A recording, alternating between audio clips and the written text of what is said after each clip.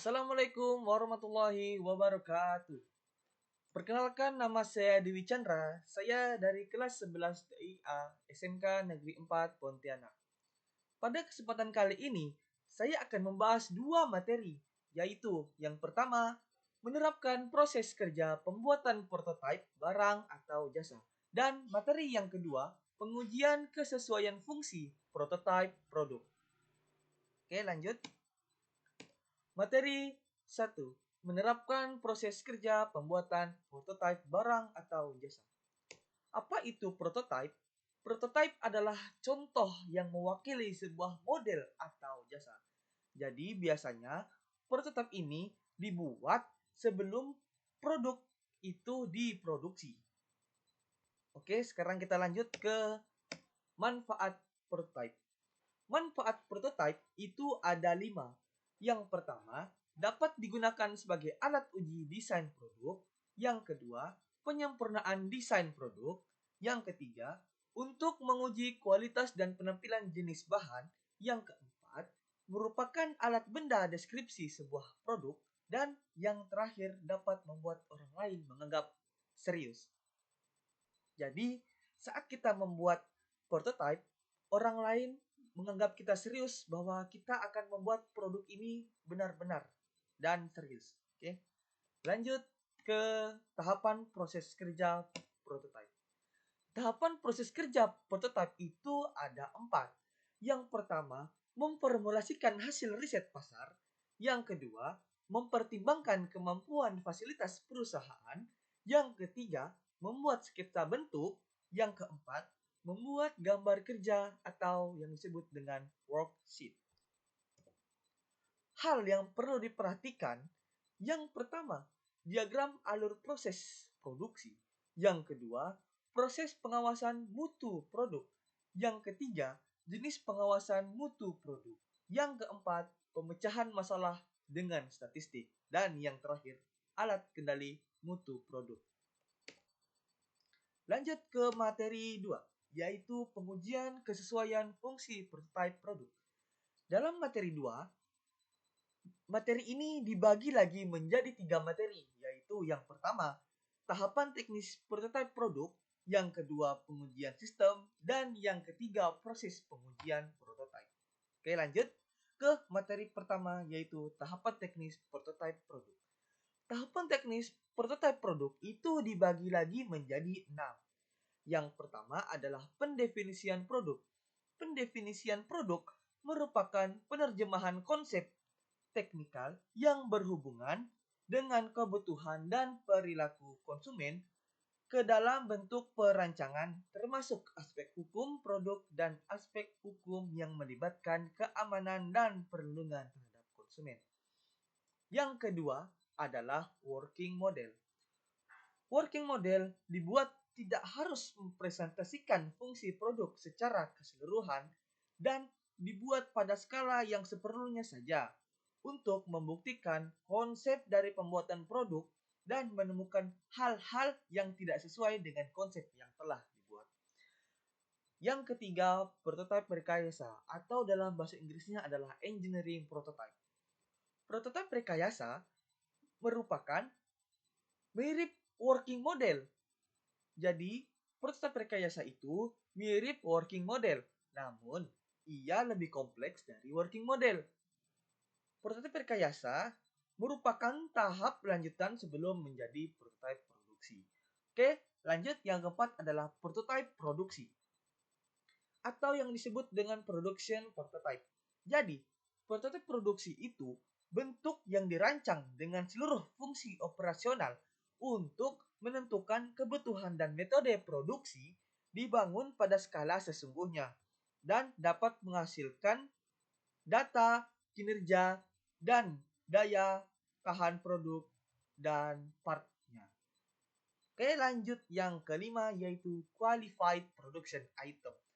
Dibuat dalam skala penuh, berfungsi secara penuh dan diproduksi pada tahap awal dalam jumlah kecil untuk memastikan produk memenuhi segala bentuk standar maupun peraturan yang diberlakukan terhadap produk tersebut, biasanya untuk diuji cobakan kepada umum. Jadi, qualified production item itu diproduksi secara kecil untuk diuji cobakan kepada umum terlebih dahulu. Kemudian yang terakhir adalah model. Model merupakan alat peraga yang mirip produk yang akan dibangun atau look like models, secara jelas menggambarkan bentuk dan penampilan produk baik dengan skala yang diperbesar 1:1 atau skala yang diperkecil untuk memastikan produk yang akan dibangun sesuai dengan lingkungan produk maupun lingkungan user atau pengguna. Oke, lanjut ke materi yang kedua yaitu pengujian sistem. Pengujian sistem bertujuan menemukan kesalahan-kesalahan yang terjadi pada sistem dan melakukan revisi sistem. Setelah prototipe diterima, maka pada tahap ini merupakan implementasi sistem yang siap dioperasikan dan selanjutnya terjadi proses pembelajaran terhadap sistem baru dan membandingkannya dengan sistem lama. Evaluasi secara teknis dan operasional serta interaksi pengguna, sistem, dan teknologi informasi. Jadi, akan diuji dulu sistemnya. Apabila terjadi kesalahan-kesalahan, maka akan dilakukan revisi. Oke, lanjut. Menurut Sommerville, pada tahun 2001, pengujian sistem itu terdiri dari 6, yaitu yang pertama, pengujian unit untuk menguji komponen individual secara independen tanpa komponen sistem yang lain untuk menjamin sistem operasi yang benar. Kemudian yang kedua, pengujian modul yang terdiri dari komponen yang saling berhubungan. Kemudian yang ketiga, pengujian subsistem yang terdiri dari beberapa modul yang telah diintegrasikan. Yang keempat, pengujian sistem untuk menemukan kesalahan yang diakibatkan dari interaksi antara subsistem dengan interface-nya, serta memvalidasi persyaratan fungsional dan non-fungsional. Yang kelima, pengujian dengan penerimaan data yang di-entry oleh pemakai dan bukan uji data simulasi. Yang terakhir, dokumentasi berupa pencatatan terhadap setiap langkah pekerjaan dari awal sampai akhir pembuatan program. Oke, lanjut ke materi 3 dan materi terakhir, yaitu proses pengujian prototype. Dibagi menjadi 4 bagian, yaitu yang pertama adalah technical testing dengan cara membuat prototype yang merupakan perkiraan produk akhir. Jadi technical testing adalah merupakan perkiraan dari produk akhir. Nah, yang kedua yaitu pengujian preferensi dan kepuasan untuk menetapkan elemen yang dirancang dalam rencana pemasaran serta membuat tafsiran penjualan awal produk.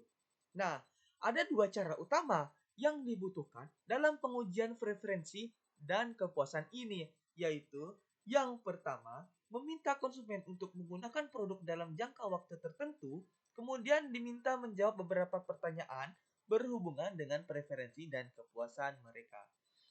Yang kedua adalah blind test dengan sedemikian serupa sehingga konsumen dapat membandingkan berbagai macam alternatif produk tanpa mengetahui nama merek atau produsernya.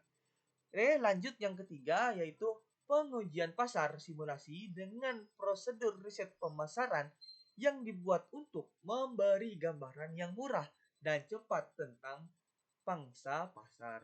Yang terakhir, pengujian pasar dengan menawarkan sebuah produk di wilayah pasar terbatas yang sebisa mungkin dapat mewakili keseluruhan pasar di mana produk tersebut nantinya akan dijual. Oke, lanjut. Oke, baiklah. Sekian materi yang saya sampaikan dan kita bahas serta kita kupas satu persatu. Semoga materi ini bisa bermanfaat bagi kita semua. Kurang lebihnya saya minta maaf karena kesempurnaan hanyalah milik Allah Subhanahu wa taala. Saya Dwi Chandra pamit undur diri. Wabillahi taufik wal hidayah. Wassalamualaikum warahmatullahi wabarakatuh.